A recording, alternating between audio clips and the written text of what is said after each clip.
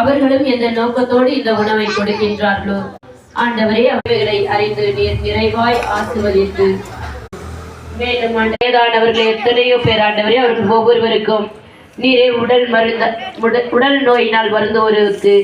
அக்காலத்தில் இயேசு தொழுகை கூடத்தை விட்டு சீமோன் வீட்டிற்கு சென்றார். சீமோனின் மாமியார் கடும் காய்ச்சலால் துன்புற்று நிலையில் இருந்தார்.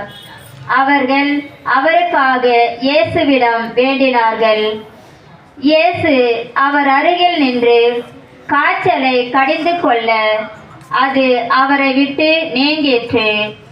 உடனே அவர் எழுந்து அவர்களுக்கு பணிவிடை செய்தார்.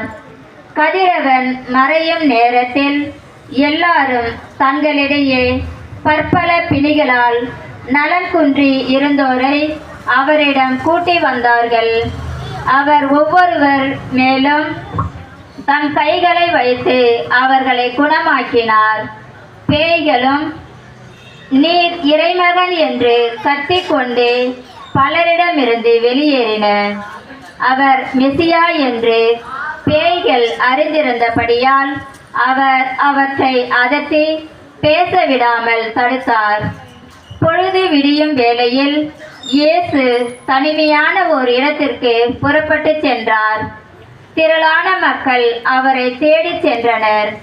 அவரிடம் வந்து சேர்ந்ததும் தங்களை விட்டு போகாதவாறு அவரை தடுத்து நிறுத்த பார்த்தனர். அவரும் அவர்களிடம், நான் மற்ற ஊர்களிலும் பின்பு